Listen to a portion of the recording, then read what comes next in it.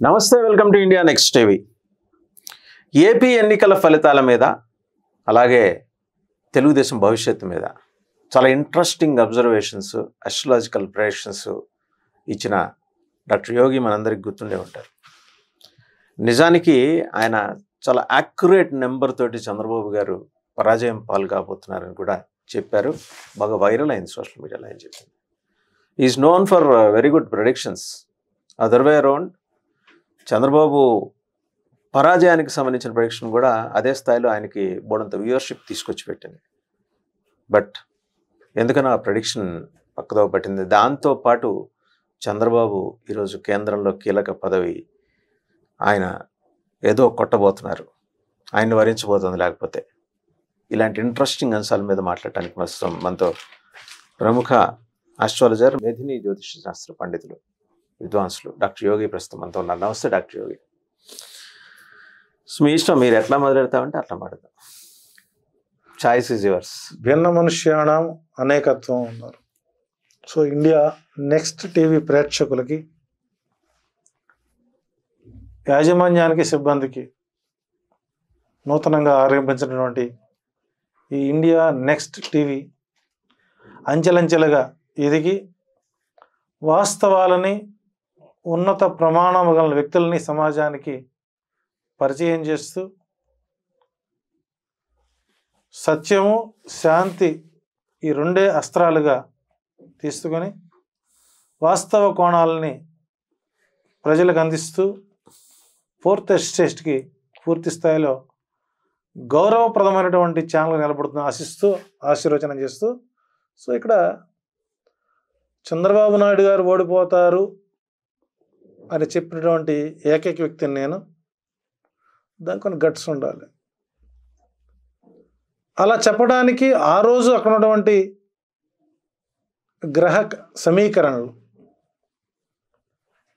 ఒక negative words కూడా పాజిటివ్గా మలుచుకోగలుగుతారు అన్నదానికి చంద్రబాబు నాయుడు గారి మేధస్సు బాగా ఉపయోగపడిందని చెప్పచ్చు. ఆ రోజు చెప్పిందంటే 2019 ఎలక్షన్ అప్పుడు శాంతిపురం, రామకుప్పం ఈ రెండు మండలాల్లో సుమారు మెజారిటీ తగ్గుతూ వచ్చింది. గుడిపల్లె మండలం అనూహ్యంగా ఆ ప్రాంతంలో సుమారు 34,000 ఓట్లు తీసేయడం జరిగింది. సో మేము ఆ ప్రాంతాల్లోకి మేము సర్వేకి వెళ్ళినప్పుడు ఆనాటి కాలాన పరిస్థితిని బట్టి పిఠాపురంలో అనుకున్నాం, మంగళగిరి అనుకున్నాం, కుప్పం అనుకున్నాం, హిందూపురం స్వామీజీ ఏదో ఎరగబడుస్తాడు అనుకున్నాం. కానీ ఎప్పుడైతే ఈ 11 కోట్ల ఈ వీడియో 11 కోట్ల మందికి రీచ్ అయిందో యావత్ భారతావని అలర్ట్ అయింది. అందులో ఎలాంటి సందేహం లేదు. తప్ప తెలుగుదేశం పార్టీ అంటే మాకు వ్యక్తిగతంగా కక్షలు కానీ, లేదా వైసీపీ అంటే అధిక ప్రేమ కానీ మాకేం లేవు. ఎవరూ ఊహించలేదు తెలుగుదేశం పార్టీ అధికారంలోకి వస్తుందని. సర్వేలు మొత్తం వైసీపీకి అనుకూలంగా వచ్చాయి. మంత్రివర్గం అలాగే అనుకున్నారు, పబ్లిక్ అలాగే ఉన్నారు. 2,30,00,000 మంది పథకాలు పొందిన వారు కూడా ఓట్లు లేకుండా ఎక్కడ పోతారు అనుకున్నాం. ఏదో ఒక అతీంద్రియ శక్తి చంద్రబాబు నాయుడు గారికి మళ్ళీ కొత్త జీవితాన్ని, అభివృద్ధి పదం వైపు నడవడానికి ఒక రాష్ట్రాన్ని భగవంతుడు అప్పచెప్పడం అనుకుంటున్నాను. అందులో ఎలాంటి సందేహం లేదు. ఒకవేళ ఇంకా ఏదైనా టీడీపీ కార్యకర్తలు కానీ, అధినాయకులు కానీ ఉన్నట్టయితే ఒక ఆస్ట్రాలజర్ సమాజాన్ని ఎంతవరకు ప్రభావితం చేస్తాడు అనేది ఒక ఉదాహరణ చూపించాను. సో ఆ రోజు నేను ఆ మాట చెప్పకపోయినట్టయితే అటు పిఠాపురం కానీ, ఇటు కుప్పం కానీ, ఇటు మంగళగిరి కానీ, హిందూపురం కానీ వాళ్ళు ఎలర్ట్ అయ్యేవాళ్ళు కాదేమో. సో ఒక కోణంలో అలా ఆలోచించేటువంటి వాళ్ళు ఎలర్ట్ అవటం కోసం చెప్పారా, లేకపోతే మీ శాస్త్రం ప్రకారం చెప్పారా? వాట్ మేబీ పబ్లిక్ దాన్ని ఎలా తీసుకునే ఇబ్బంది లేదు. మీరు ఎలా తీసుకుంటున్నారు? నేను అలర్ట్ చేయడానికి ప్లాన్ చేశాను. శాస్త్రం ప్రకారం చెప్పలేదు అయితే. దెన్ మీ శాస్త్ర ప్రామాణికతని జనం ఎందుకు విశ్వసించాలంటారు? ఇక్కడ వ్యక్తిగత, ఇక్కడ ఒకటే గుర్తుపెట్టుకోండి, జాతకం అంటే ద పర్సనల్ ప్రొటెక్షన్. జ్యోతిష్యం అంటే ఓవరాల్ ప్రొటెక్షన్. సో కాబట్టి నేను జాతకం నేను చెప్పనండి. నేను ఎప్పుడు చెబుతాను 25% పనిచేస్తుంది వ్యక్తిగత జీవితం మీద, మరొకటి కాదు. మిగిలిన 75% పని చేయకపోవడానికి గల కారణం ఏంటి? ఇక్కడ ఆత్మవిశ్వాసం, చేసే పని మీద డెడికేషన్, ఆత్మస్థైర్యం ఉన్నవాడు జాతకాలు అవసరం లేదు. సో ఆ 3 చంద్రబాబు నాయుడు పుష్కలంగా ఉన్నాయి కాబట్టి అటువంటి వారి మీద మీ మీరు చెప్పే జాతకాలు పని చేయవు. అది సో ఇది కూడా శాస్త్రం చెప్పిందేనా? అంటే ఇక్కడ జాతకంలో 3 రకాల కర్మలు ఉంటాయి. ఒకటి దృఢకర్మలు అన్నారు. దృఢకర్మలు అని అంటే ఊహించని జరిగేదని దృఢకర్మలు అంటారు. ఊహించనిది జరగనివి. ఉదాహరణకి ప్రతి ఆస్ట్రాలజర్ వైసీపీ గెలుస్తుంది అంటే నరసింహాచార్యులు చెప్పాడు కూడా వైసీపీ గెలుస్తుంది. నేను మొదలుపెట్టారు అందరూ కూడా ఎత్తలేదు. గెలుస్తుంది అనుకున్నాం. ఊహించకుండా జరిగేదాన్ని దృఢకర్మ అంటారు. దృఢమైనటువంటి చిత్తముతో చేసేటువంటి ప్రతి పని మంచి ఫలితాన్ని అందిస్తుంది అనడానికి చంద్రబాబు నాయుడు గారి యొక్క ఎన్నికలే జ్యోతిష్యులందరికీ గుణపాఠాలుగా మారాయని చెప్పచ్చు. ఇప్పుడు మీరు చెప్పిన దెబ్బకి రేపు పొద్దున వ్యక్తిగతంగా జాతకాలు చెప్పించుకోవాలనుకున్న వాళ్ళందరూ ఇంకా మూటాముల్లా సర్దుకొని వెళ్ళిపోతారు. అలాగే మీరు కూడా దీన్ని జాగ్రత్తగా మీ పుస్తకాలను అటకెక్కిచ్చేసి పైన పెట్టి, అది పొరపాటు అండి. అది ఎప్పుడు పొరపాటు. అది వ్యక్తిగత జాతకాలకి రాజకీయ జాతకాలకి సంబంధం చూపించకూడదు. ఇక్కడ ఫేస్ టు ఫేస్. ఇప్పుడు నేను ఆయన ఓడిపోతున్నాడు నెంబర్ కూడా చెప్పారు కండి. 25,630 ఓట్లు. 25,630 630 ఓట్లు. నేను కట్టుబడి నేను ఆ మాట వెనక్కి తీసుకోవట్లేదు. నేనే ఆ రోజు అంత అలర్ట్ చేయబట్టి కదా వాళ్ళు ముందుకు వచ్చారు. లేకపోతే ఎప్పుడన్నా చంద్రబాబు గారు ఆ ప్రాంతంలో అంతా చేయించారా? కాదు కదా. మరి పవన్ కళ్యాణ్ గారు అంత హైర్ ఎందుకు పడ్డారు? అక్కడ మంగళత ఫోకస్ ఎందుకు వచ్చింది? ఒక పార్లమెంట్ నియోజకవర్గంలో రానటువంటి ఎంపీ అభ్యర్థి రానటువంటి ఓటర్లు ఒక అసెంబ్లీకి ఎలా వస్తాయి? సో ఒక రకంగా నేను నెగిటివ్గా చెప్పాను, వాళ్ళు ఫీల్ అయితే జరిగింది. లోకేష్ ఆ నియోజకవర్గంలో ఎంత అభివృద్ధి పనులు చేపట్టారో తెలుసా మీకు? ఆయన ఓడిపోయిన ఆ నియోజకవర్గాన్ని వదిలిపెట్టలే. ఆయన సహజం సార్. ఇప్పుడు వాళ్ళు పట్టుదలతో చేశారు. ఇప్పుడు అక్కడ తనకు ఒక ప్లేస్ కావాలి. నమ్ముకొని ఉండడం తప్పులేదు. దాన్ని ఆదరించారు అనుకుందాం. ఇప్పుడు ఒక పార్లమెంట్ అభ్యర్థికి రానటువంటి మెజారిటీ ఒక ఎమ్మెల్యేకి వచ్చిందంటే మనం దాన్ని ఆశ్చర్యంగా తీసుకోవాలి. గడపకు ఆ ఊరు ఎమ్మెల్యే వెళ్ళి తాము చేసింది చెప్పారు, జగనన్న సంక్షేమం గురించి చెప్పారు. వాళ్ళు వెళ్ళి చెప్పే లోపలే లోకేష్ ఆ ఇంటిని తట్టేసి వాళ్ళకి ఏం కావాలో ఇచ్చి వచ్చారు. అంటే గుర్తుపడండి, ఇక్కడ జగన్ గారి సంక్షేమం చాలు అనుకున్నారు, అభివృద్ధి కావాలని కోరుకున్నారు. అవకాశం మళ్ళీ బాబు గారికి ఇచ్చారు. ఇంతవరకు నేను రియలైజ్ అయినాను. రైట్. సరే, ఆ అంశం పక్కన పెడితే కొత్త జోష్ దేశవ్యాప్తంగా మళ్ళీ 3rd time NDA alliance form అవుతుంది. అందులో కూడా మళ్ళీ చంద్రబాబు గారు, నితీష్ కుమార్ గారు కీలకం అయిపోతున్నారు. ఓకే. సో వీళ్ళు లేనిదే గవర్నమెంట్ ఫామ్ చేసే పరిస్థితి. మొట్టమొదట కాగల కార్యం గంధర్వులు నేరుస్తారు. సో 2014లో స్పెషల్ స్టేటస్ కోసం ఆయన పాకులాడారు, వారు హ్యాండ్ ఇచ్చారు. పోలవరం మొదలుపెట్టారు, ఆగిపోయారు. ఆ తర్వాత జగన్మోహన్ రెడ్డి గారు స్పెషల్ స్టేటస్ తేవడానికి అవకాశాలు లేకుండా పోయినాయి. పోలవరం కంప్లీట్గా కాలేదు. ఎవరేసిన పునాది వాళ్లే పూర్తి చేయాలన్న సెంటిమెంట్ రిపీట్ అయిందేమో. భగవంతుడు ఆయన అవకాశం ఇచ్చాడు. I'm happy. అయితే ఇక్కడ ఈ 5 సంవత్సరాల్లో నితీష్ కుమార్ మన సంబంధం తెలియదు, కానీ చంద్రబాబు నాయుడు గారి యొక్క హవా, పవర్ ఆంధ్రప్రదేశ్కి అవసరమేమనిపించింది. సో ఒకసారి 12వ తారీఖు వారి ప్రమాణ స్వీకారం అని చెప్పి సూచాయిగా అందింది. ప్రధానమంత్రి సూచాయిగా లేదు, 9వ తారీఖు ప్రధానమంత్రి గారు. సో ఇక్కడ 12వ తారీఖు 12 లేదా 18 అని వస్తుంది సమాచారం. 12 or 18 సో వాళ్ళకంటే ఒక ప్లాన్ ఉండండి, ఇంకా డ్రాగన్ చేయాలనుకుంటున్నాను. సరే ఒకేసారి అందరు మంత్రులతో ఒకేసారి ప్రమాణం చేయించేస్తారేమో. సో అప్పుడు ఇప్పుడు ఆల్రెడీ అడ్మినిస్ట్రేషన్లో వాళ్ళు ఎంటర్ అయినారు కాబట్టి సో ఇంకా లేట్ చేయకుండా చూసినట్లయితే తెలుగుదేశం పార్టీ నుండి ప్రమాణ స్వీకారం చేసేవారిలో మొదటిగా నారా లోకేష్, సీఎం ఆర్ మరొక కీలక పాత్ర, లేదు చంద్రబాబు నాయుడు గారు సీఎం ప్రమాణ స్వీకారం చేసుకుని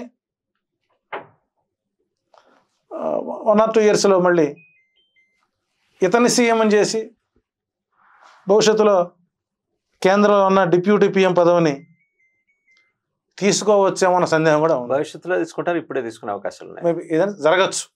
అట్లాగే జనసేన పార్టీ నుంచి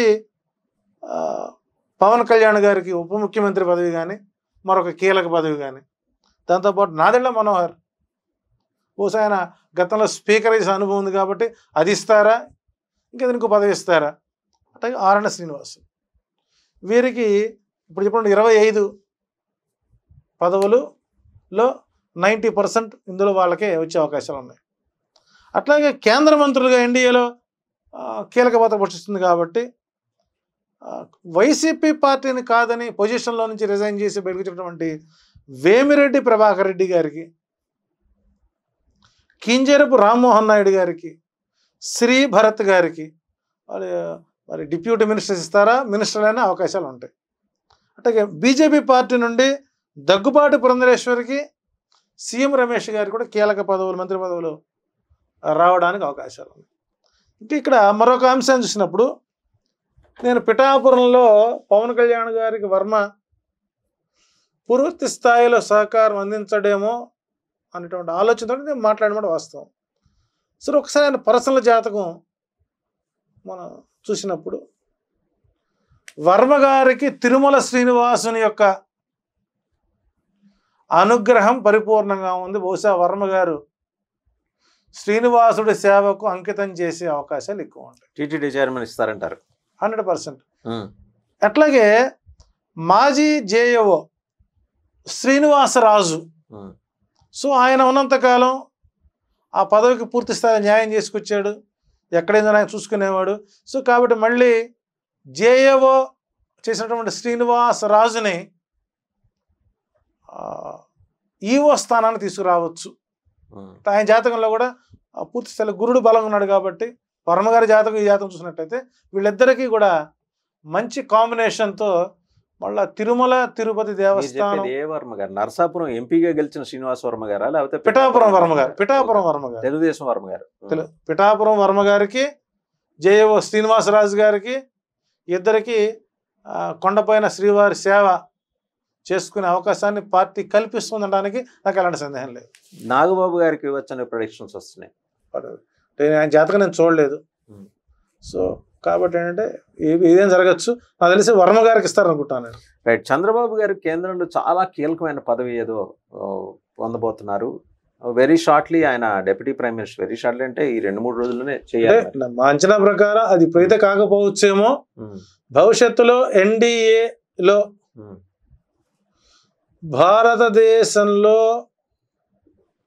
ఇక అత్యున్నత పదవులు ఏమైనా ఉన్నాయంటే అది అతని ద్వారానే కొనసాగే అవకాశాలు ఎక్కువ ఉంటాయి. సో మొట్టమొదటి ఆయనకు కావాల్సింది డిప్యూటీ పిఎం పదవి కంటే ఆంధ్రప్రదేశ్ యొక్క ప్రయోజనాలు, పోలవరం స్పెషల్ స్టేటస్, ఇప్పుడు వారు నమ్మేసినటువంటి యువత, వారు అమలు చేస్తున్నటువంటి సూపర్ 6 పథకాలు, ముందు వాటిని అమలు చేసుకోవాలంటే ఆయన ఇక్కడ సీఎంగా ఉంటేనే కానీ పైన తన పని తాను చేసుకోవడానికి అవకాశం ఉండదు. ఇంకోటి అండి, ఇక్కడ ఆయన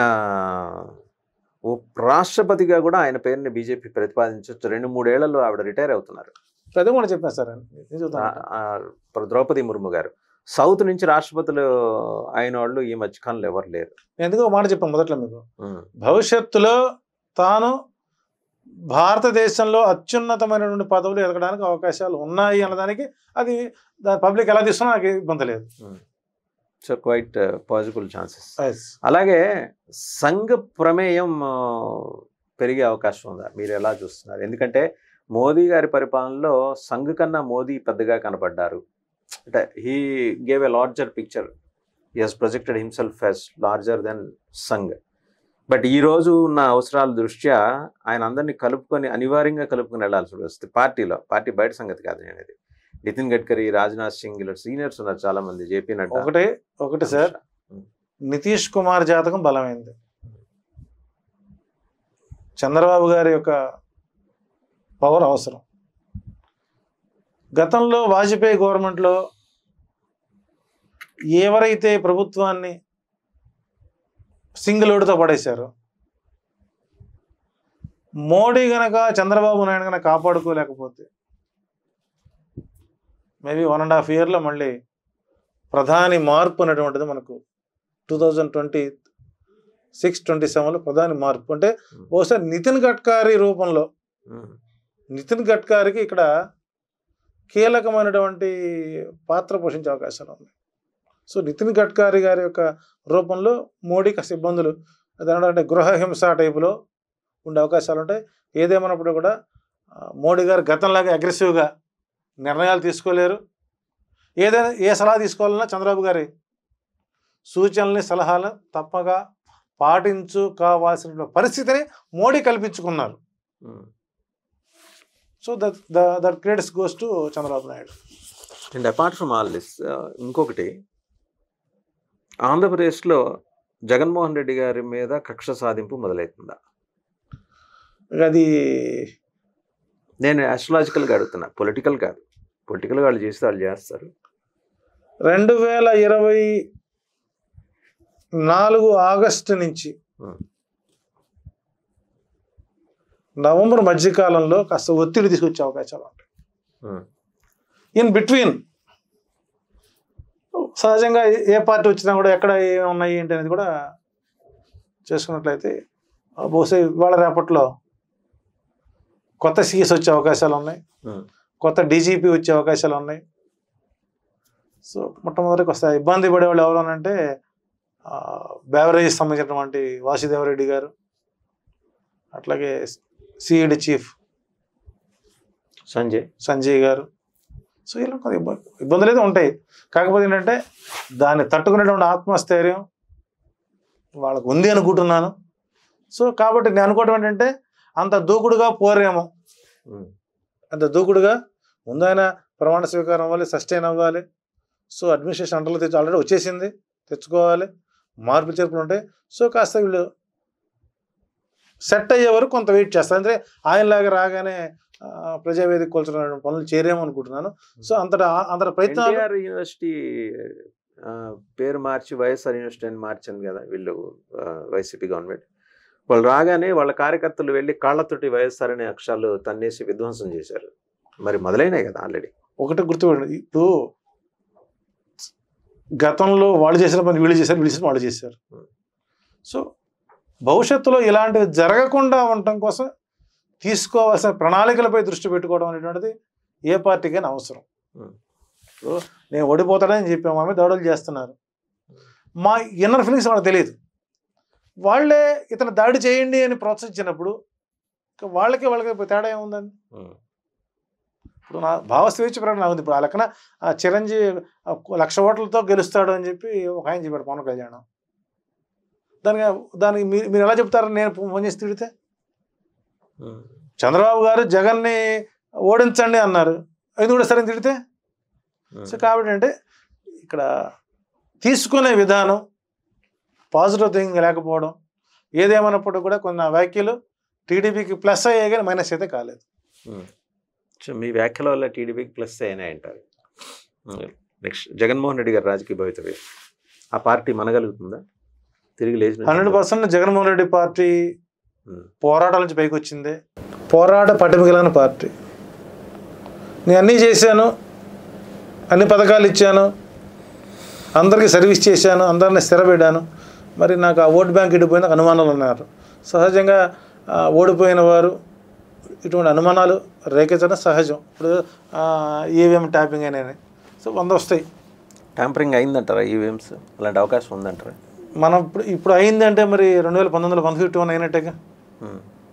అంటే ఇంత హ్యూజ్ మార్జిన్స్ లేవుగా అక్కడ. అంటే ఇక్కడ ఏంటంటే ఎక్కడ అనుమానాస్పదం ఏంటంటే 40,000 పైనే ఉన్నాయి, ఎక్కడ 40,000 తక్కువ లేవు. ఇక్కడ ఎక్కడ డౌట్ వస్తుందంటే ఒక పార్లమెంట్ అభ్యర్థికి వచ్చేటువంటి మెజారిటీ అసెంబ్లీకి రావడం కష్టం. మరి పార్లమెంట్లో అంత మెజారిటీ లేదు మళ్ళీ. సో అక్కడ కొద్దిగా కన్ఫ్యూజ్ ఉంది. అది ఎవరేం చేయలేంది కాదు.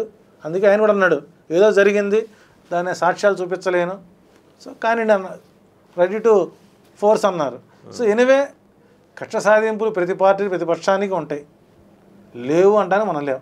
అయినప్పటికి కూడాను జగన్మోహన్ రెడ్డి గారు ఆత్మస్థైర్యంగా ఉండి గతంలో మీరు ప్రజల కోసం ఏ పోరాటాలు చేశారో అవే పోరాటాలు చేస్తూ గౌరవప్రదమైన ప్రతిపక్షం కూడా లేకుండా చేశారు. అయినప్పటికీ అసెంబ్లీకి పోవాల్సిందే, మాట్లాడాల్సిందే కదా. సో కాబట్టి ప్రజా సమస్యలపైన దృష్టి పెట్టి ప్రభుత్వాన్ని సహకరిస్తూ ప్రభుత్వం చేసేటువంటి పొరపాట్లను ఎత్తి చూపుతూ సమయమనంగా తిరిగి మరలా ముఖ్యమంత్రి అవడానికి మీరు చేసిన ప్రణాళిక చేసుకుంటే మంచిది. రైట్, థ్యాంక్ యూ డాక్టర్ యోగి గారు. సో చూసాం కదా, డాక్టర్ యోగి చాలా స్పష్టంగా నిక్కచ్చిగా చెప్తున్నారు. తాను అలర్ట్ చేయటం వల్లే తెలుగుదేశం పార్టీ అలర్ట్ అయింది, చంద్రబాబు గారి మేధస్సు పూర్తి స్థాయిలో పనిచేసింది. సో ఒక రకంగా తెలుగుదేశం విజయం వెనక డాక్టర్ యోగి ఉన్నారు అనేది ఎస్టాబ్లిష్ చేసే ప్రయత్నం. తనని అర్థం చేసుకోవటంలో వారు సరిగ్గా వ్యవహరించలేకపోతున్నారనేది యోగి గారి ఆవేదన. ఏదైతేనే అసలు ఇట్లాంటి most unpredictable prediction with numbers, exact numbers ఇచ్చేసరికి జనం ఫంబుల్ అయ్యారు. 25,000 ఓట్ల పై చిలుకు తేడాతోటి చంద్రబాబు పరాజయం అంటే అంత నిక్కచ్చిగా చెబుతున్నారంటే ఇది సంభవం ఆశ్చర్యకరమైన విషయమే. అంటే ఈవీఎంలని ఈయన ముందరే రీడ్ చేశారా అని చెప్పి సోషల్ మీడియాలో గట్టిగా ట్రోల్ చేశారు. సరే రిజల్ట్ వచ్చింది. అండ్ ఆయన నిండు మనసుతోటి చంద్రబాబు గారిని, ఆయన టీంని, అలాగే జనసేన పవన్ కళ్యాణ్ని అందరినీ కూడా గెలిచిన వాళ్ళందరినీ అభినందిస్తున్నారు. చంద్రబాబు చాలా కీలకమైన role, very pivotal role is going to play in near future at centre. చూద్దాం, డిప్యూటీ ప్రైమ్ మినిస్టర్ అవుతారా, రాష్ట్రపతి అవుతారా 2 ఏళ్ళకి, అలాగే లోకేష్ సీఎం అవుతారా. Let's wait and see. Thank you.